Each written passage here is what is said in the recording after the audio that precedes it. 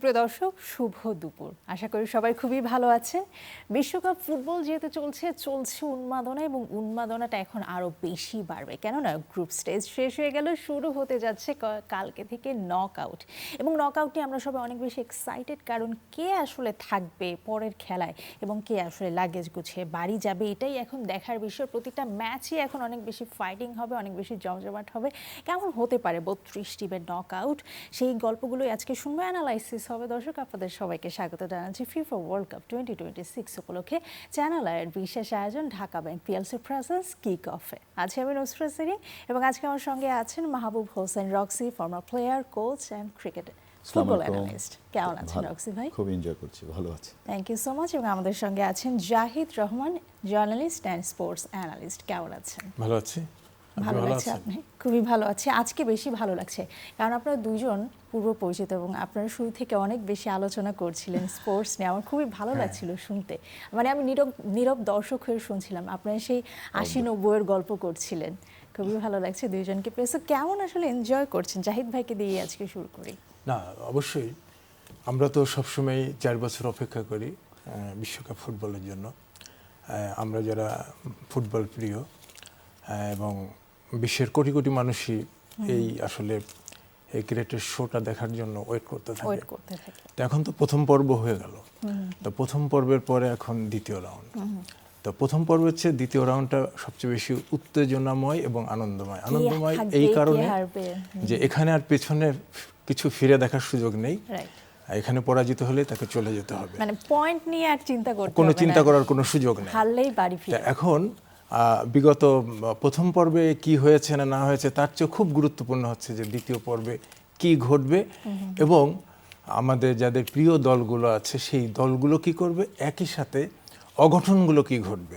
কারণ ইতিমধ্যেই পত্রপত্রিকায় এসেছে, বিশ্লেষকরা বলেছেন যে দ্বিতীয় রাউন্ডে অনেক ধরনের অঘটন ঘটতে পারে।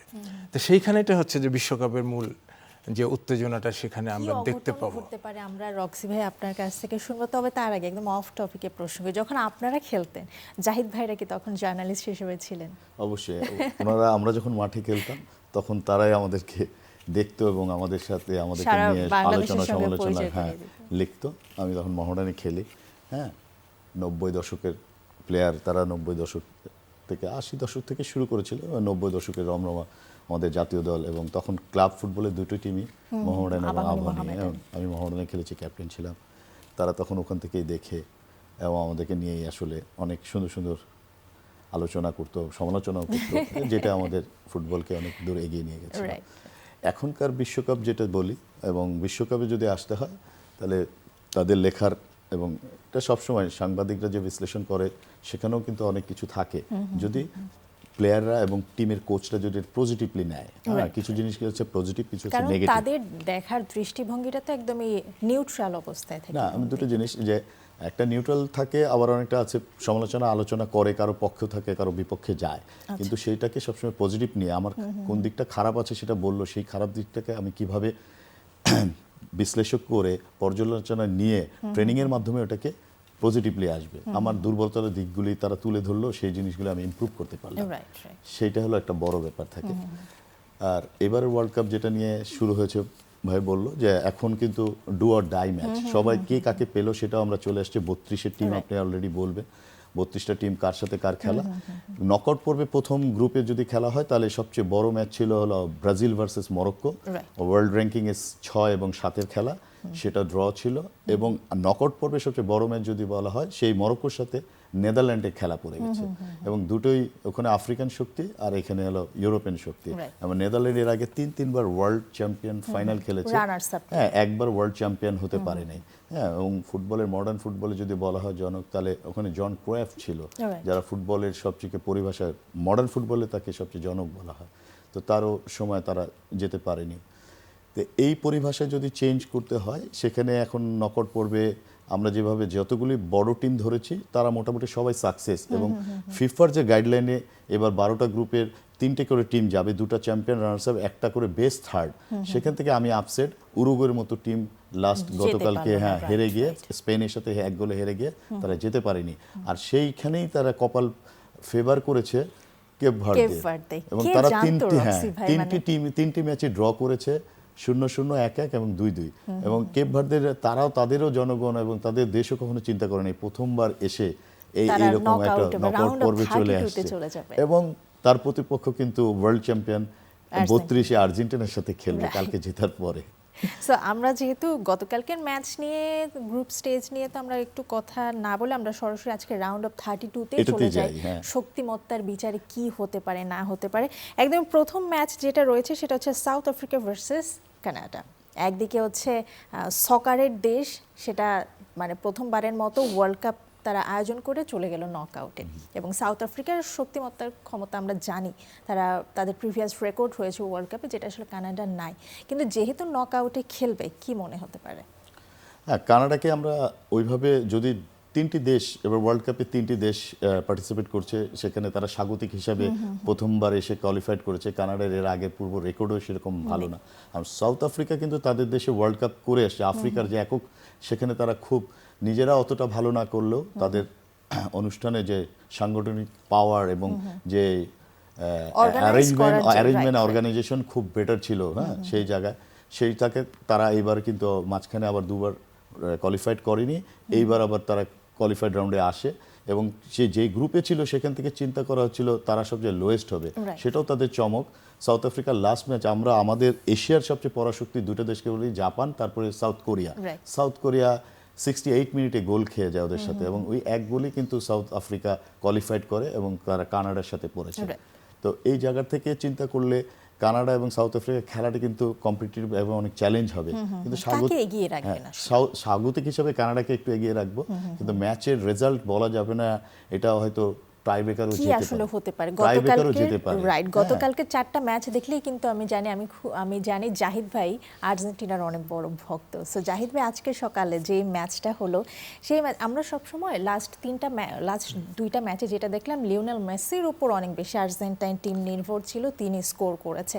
বাট আজকের ম্যাচে লাউতারো মার্টিনেজকে দেখেছি, সেলসোকে অনেক দিন পরে সে টিমে ব্যাক করলো ইনজুরি থেকে, এসেই তিনি একটা গোল করলেন এবং ফাইনালি মেসি স্কোর করেছে। সো কেমন দেখলেন, কতটুকু এক্সপেকটেশন আছে? যে আর্জেন্টিনা যে পরপর 3টা ম্যাচ যে উইন করলো, এই উইন করার মধ্যে দিয়ে আর্জেন্টিনার সমর্থকরা তারা যেভাবে দেখছে যে হয়তো আর্জেন্টিনার সামনের ম্যাচগুলো খুব সহজ হবে, কিন্তু আমার কাছে মনে হচ্ছে যে সেটা না। কি জন্য আমি আপনাকে একটু বলি, গত বিশ্বকাপে কিন্তু আপনি দেখবেন যে মেসির পাশাপাশি অন্ততপক্ষে 5-6 জন প্লেয়ার যারা খুব সামনে ছিল, যেমন ডি মারিয়া ছিল, আবার নতুনদের মধ্যে ফার্নান্দেজ ছিল, ম্যাক অ্যালিস্টার ছিল, যারা খুব নাম করলো, জুলিয়ান আলভারেজ ছিল, যারা কিন্তু একটা দুটো ম্যাচের মধ্যে দিয়ে নাম করে ফেলল। কিন্তু এবার আপনি দেখবেন লিওনেল মেসি ছাড়া, মেসির পরে কিন্তু আর কারো নাম কেউ বলতে পারছে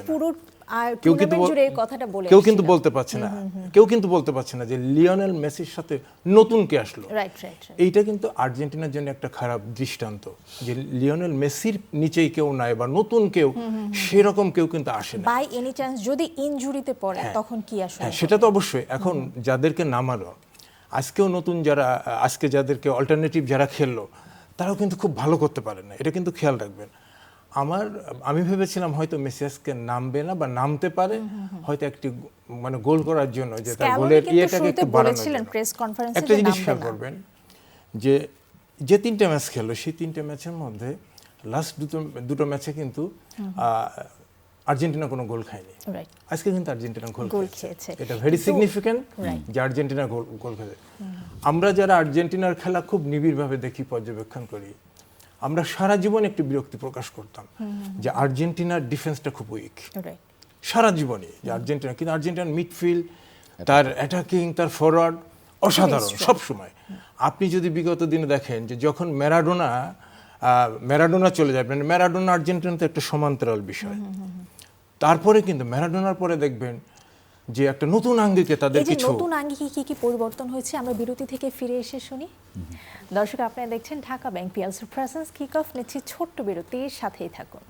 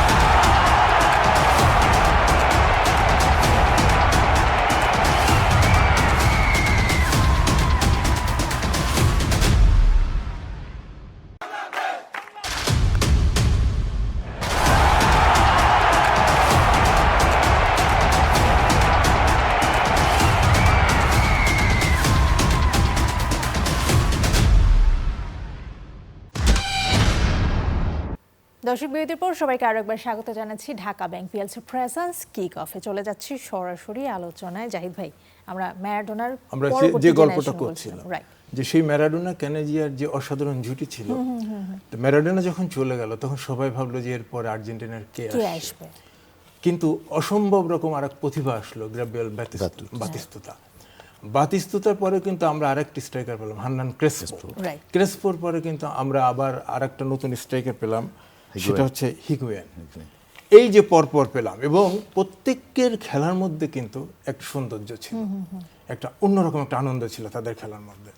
কিন্তু আমি এখন আসি, আজকের যে ম্যাচটা হলো, আজকে যে জর্ডানের বিপক্ষে আর্জেন্টিনা যেটা খেললো, বা আমরা 3-1 গোলে যে জয়টা পেলাম সত্য, কিন্তু আজকে আপনি দেখেন যে মেসি ছাড়া অন্য কারো খেলাই কিন্তু চোখে লাগে না। Exactly. ইভেন যে আলভারেজ গত বিশ্বকাপে সবচেয়ে, বিশেষ করে আমাদের আর্জেন্টিনা ভক্তদের একদম তাদের মনটা জয় করলো, শিশুরা পর্যন্ত জেনে গেল যে হুলিয়ান আলভারেজ বলতে কেউ একজন তার আছেন। একটা শিশুসুলভ চেহারা, এত ভালো।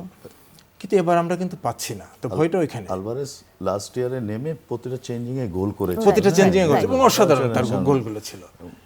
এইখানে এই জন্য একটু ভয় হচ্ছে কি, যে গত বিশ্বকাপে কিন্তু মেসি তার ফুল এফোর্ট দিয়েছে, কিন্তু তার Right. পেছনে ছিল যে নামগুলো বললাম, ডি মারিয়া ছিল, তারা visible আলভারেজ ছিল। ছিল, মার্ক অ্যালিস্টার ছিল, ফার্নান্দেজ ছিল, এবং তাদের খেলার মধ্যে দুর্দান্ত একটা মানে সৌন্দর্য ছিল। তো সেইখানে এবার কিন্তু মেসির পেছনে আমরা কাউকে পাচ্ছি না। Right, right. আপনি যে এই যে আজকে যে আপনি একটু আগে বললেন যে গোল পেয়েছে লাউতারো মার্টিনেজ এবং মার্টিনেজ, সেলসো। কিন্তু দেখবেন যে গত বিশ্বকাপের খেলা দেখবেন, এবারও আপনারা দেখেছেন যে সে কিন্তু ডিবক্সে খুব ভালো ফিনিশিং দিতে পারে না, Right. দিতে পারে না। তার বেশিরভাগ শটগুলো দেখবেন বারের উপর দিয়ে যাচ্ছে, ডাইনে বাই, Shot অনেক miss, সময় on target এ miss খুব হচ্ছে। ভালো শট পেয়েও, স্পেস পেয়েও সে গোল করতে পারে না। তো এখন হলো যে সেকেন্ড রাউন্ড বা তারপরে কোয়ার্টার ফাইনাল, 16 তারপরে এইখানে কিন্তু এই মিসগুলো কিন্তু রাইট, মানে করলেই কিন্তু বড় একটা, যে আমরা হয়তোবা আর্জেন্টিনা ম্যাচ উইন করছে, বাট নক আউটে যাওয়ার জন্য আমি আরেকটু বলে আপনাকে শেষ করি, স্ট্রং আরেকটু টিমের বলে শেষ সঙ্গে, করি। রাইট। আর্জেন্টিনা যে 3টে ম্যাচ জিতেছে, কোনো টিমই কিন্তু ফিফা র্যাঙ্কিংয়ের টপ 20-র মধ্যে না। Exactly. এখন আপনি হয়তো বলতে পারেন, বা আমাদের রক্সিও বলতে পারে যে ফিফা র্যাঙ্কিং দিয়ে হচ্ছে না, কিন্তু হয় যে আপনি এখনো টপ 20 না, আমার মনে হয় টপ 30-র মধ্যেও নাই তারা কেউ। এটা কিন্তু আর্জেন্টিনা ফেস করে নাই, রাইট, Face স্ট্রং করে টিমের ফেলেছে। সঙ্গে এখনো ফেস হয়নি। করে নাই। তবে হ্যাঁ, আর্জেন্টিনার জন্য সবচেয়ে যে বড় সম্পদ, সবচেয়ে যে বড় সাহসের জায়গাটা, সেটা লিওনেল মেসি। কারণ মেসি প্রতিটা ম্যাচেই যে তার অপূর্ব খেলাটা দিয়েছে, যেটা হচ্ছে 2022 সাল থেকেও আলাদা, শেষ বিশ্বকাপ থেকেও কিন্তু তার চেহারাটা Difference আলাদা। এবার আরো বেশি। এবং দেখেন, আমি ব্যক্তিগতভাবে প্রায় প্রতিদিনই এই আর্জেন্টিনার দুটো পত্রিকাতে চোখ বুলাতাম, একটা হচ্ছে ওলে আর একটা হচ্ছে ক্লারিন, তাদের স্পোর্টসের পত্রিকা, যে মেসি খেলবে কি খেলবে না। কারণ 2-3 মাস আগেও কিন্তু মেসি বারবার বলছিল যে আমি অবসরে নিজেকে থাকবো। তৈরি করছি, Right, আমি এখনো বুঝতে পারছি না, আমি এখনো বলতে পারবো না। সে নিজেকে তৈরি।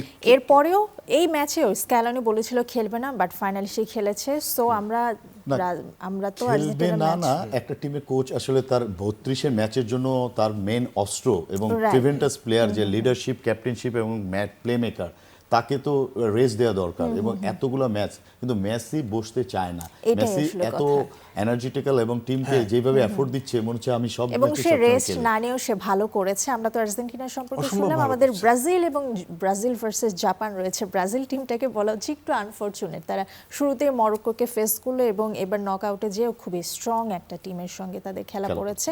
সো কি মনে হয় এবারের ব্রাজিল টিম নিয়ে আপনি আসলে কতটুকু এক্সপেকটেশন আঞ্চলিক রাখছেন? এটা ডিফারেন্স, যে ওয়ার্ল্ডে ব্রাজিল সবসময় তাদের স্বাগতিক আবার লোকাল কোচ নিয়ে খেলেছে। এইবারে কিন্তু ডিফারেন্স, ইউরোপের একটা কোচ ইতালি থেকে নিয়ে আসছে, আঞ্চলিক ক্লাব লেভেলের সাকসেস আমি আগেও বলে গেছি এখানেও।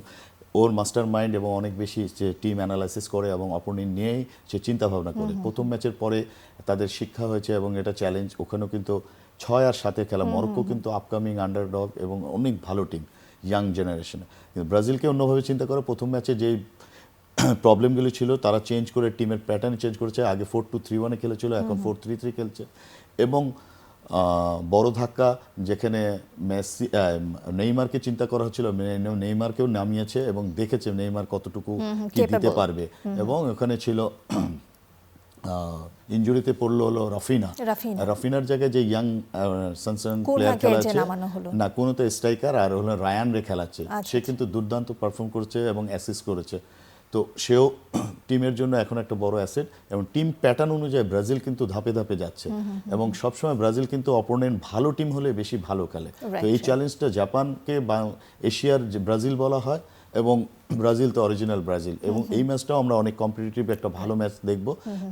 ব্রাজিলের এগেনস্টে জাপান এর আগে কোয়ালিফাইং রাউন্ডের পরপরই একটা প্র্যাকটিস ম্যাচ খেলে, সেখানে 2 গোলে এগিয়ে ছিল ব্রাজিল, সেখানে তারা পরে 3-2 হারে। হ্যাঁ, জাপান সেই টিম 90 মিনিটের পরও তারা হার মানতে চায় না এবং লাস্ট অবধি তারা ফাইট করে। এই টেন্ডেন্সিটা জাপানের সবসময় কাজের মাধ্যমে পরিপুষ্ট এবং ফুটিয়ে তুলতে পেরেছে।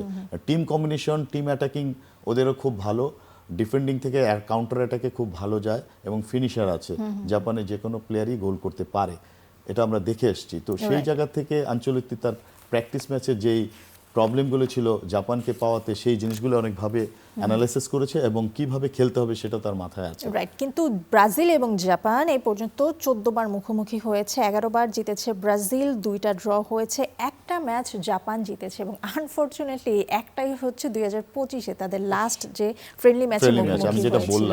নাকামুরা সেখানে গোল করেছিল, এবং নাকামুরা কিন্তু স্টিল তার পারফরমেন্স ধরে রেখেছে, মানে প্রত্যেকটা ম্যাচে, লাস্ট 3টা ম্যাচে তার ভালো পারফরমেন্স ছিল, সে স্কোরও করেছে।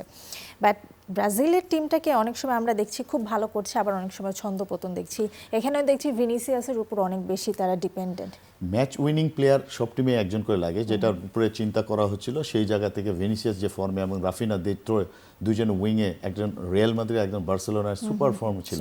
তো রাফিনা এখান থেকে চলে গেছে, এখন ভিনিসিয়াসের উপরে সম্পূর্ণ ভর করেছে, এবং ভিনিসিয়াস কিন্তু ডিফারেন্সিয়াল প্লেয়ার, সে দেখিয়েছে সে উইংয়ে খেলে না, তাকে কোচ রুল করেছে ফ্রি রোল অপশন। হ্যাঁ, এবং ফ্রি রোল অপশন হলো যে কোনো সময় যে কোনো সাইড থেকে সে ইন বিটুইন ঢুকতে পারে, এবং বক্সে সে খুবই ডেঞ্জার এবং নিখুঁত ফিনিশ করছে।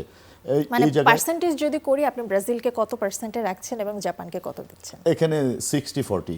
ওকে, ব্রাজিল 60, জাপান 40। জাহিদ ভাই, আপনার মতামত? না, আমার হচ্ছে যে জাপানের তো হারানোর কিছু নাই, তাই না?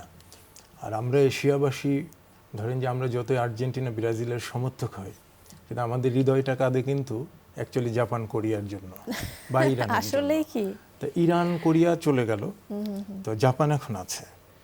তো জাপান যেটা করবে, বা জাপান খুবই সংগঠিত একটি দল।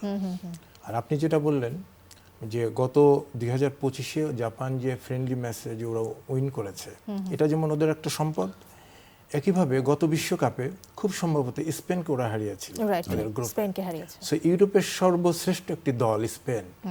এবং ওই ম্যাচটা যদি দেখেন, জাপানের যে অসাধারণ খেলা, তো আমি ধারণা করছি যে ব্রাজিলের সাথে জাপান এরকম একটি অসাধারণ খেলা খেলবে, এবং সেই অসাধারণ খেলাটা ব্রাজিল কিভাবে মোকাবেলা করবে সেটা ব্রাজিল বুঝবে, কিন্তু জাপান একটি অসাধারণ খেলা খেলবে, এবং আমরা দেখব যে জাপান এগিয়ে রাখছেন শেষ মুহূর্ত, শেষ সেকেন্ড পর্যন্ত জাপান লড়াই করছে। সেটা আসলে জাপান সব সময়। আমি রক্সির সাথে একমত যে যদি জয়ের চিন্তা করি, যে বড় দল হিসেবে বিশ্বকাপের একটা সর্বশ্রেষ্ঠ দল হিসেবে ব্রাজিল অনেক অ্যাডভান্স আছে, তারা স্ট্রেংথ আছে, এবং তারাই হয়তো এগিয়ে থাকবে। শেষ মুহূর্তে যেহেতু চলে এসেছে, সেমিফাইনাল নিয়ে আজকে একটু সামান্য আলাপ করি। আপনার কি মনে হয় কোন 4টা টিম সেমিফাইনালে খেলবে? এখন পর্যন্ত যেটা বলছি, যেহেতু ব্রাজিল আর আর্জেন্টিনা কিন্তু দেখা হয়ে যাচ্ছে, আমি ব্রাজিলকে রাখছি না, আমি যেহেতু ব্রাজিলের সমর্থক হিসেবে আর্জেন্টিনাকে রাখছি, তারপরে ওখানে রাখছি ফ্রান্সকে রাখছি, এখন ইংল্যান্ডকে রাখছি, এবং আর্জেন্টিনা, ফ্রান্স, ইংল্যান্ড, এবং এদিকে আরেকটা স্পেনকে রাখছেন। একদমই ছোট্ট করে জাহিদ ভাই 4টা নাম শুনতে চাই। না, আমি আসলে ওই একমত, কিন্তু ইংল্যান্ডের বিষয়ে আমার একটু কথা আছে, একটু কনফিউশন আছে। হচ্ছে যে অনেক আনন্দ নিয়ে আসে, কিন্তু অনেক দুঃখ নিয়ে চলে যায়। সেটা আসলে প্রতিবারই হয়, বাট দেখা যাক আসলে কি হয়। শেষ মুহূর্তে চলে এসেছি, মানে থ্যাঙ্ক ইউ জাহিদ ভাই। এই জন্য ইংল্যান্ডকে আমি ভাবছি যে এর মধ্যেই কিছু দেখা যাক আসলে কি হয়। থ্যাংক ইউ জাহিদ ভাই, আজকে আমাদের সঙ্গে যুক্ত হওয়ার জন্য। রক্সি ভাই, থ্যাংক ইউ সো মাচ। দর্শক, আজকের মতো শেষ করছি চ্যানেল আইয়ের বিশেষ আয়োজন Dhaka bank PLC presence kick of. তবে দর্শক, আপনারা কিন্তু বিশ্বকাপের সবগুলো খেলা এবং সব আপডেট পেয়ে যাবেন চ্যানেল আইয়ের ওটিটি প্ল্যাটফর্ম আই স্ক্রিনে। ভালো থাকুন, সুস্থ থাকুন, দেখা হবে আগামীকাল ঠিক এক সময় চ্যানেল আইয়ের পর্দায়।